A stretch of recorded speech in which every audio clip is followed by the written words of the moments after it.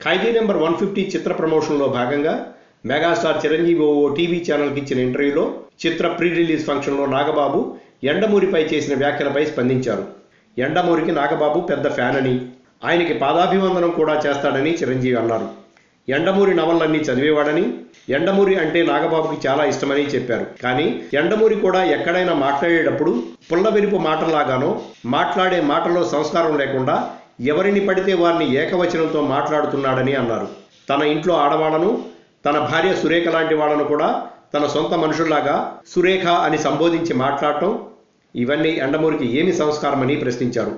సభలో మాట్లాడుతున్నప్పుడు సభా మర్యాద ఉండదా అని ప్రశ్నించారు. ఇంకా యండమూరి దేవిశ్రీ రామచంద్ర పోలికలపై చేసిన వ్యాఖ్యలకు కూడా స్పందించారు.